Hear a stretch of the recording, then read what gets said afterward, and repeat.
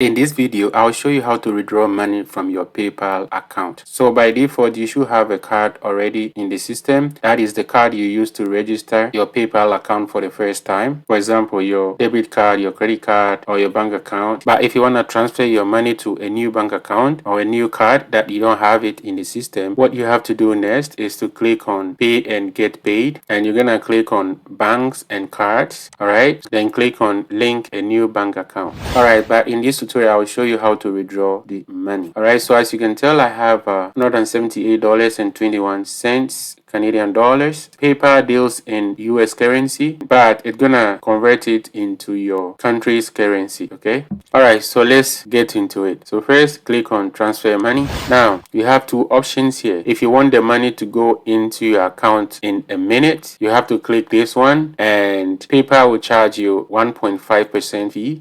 Go with 1 to 5 business days. So if for some reason you don't want to transfer the money into this account or into your existing account, you can edit to add a new card. Then you're gonna click add or link account. So these are the bank options. So for instance, I want Bank of Montreal, but it's not here. So what I will do, I will just type BMO. That's the short form for Bank of Montreal. So click it.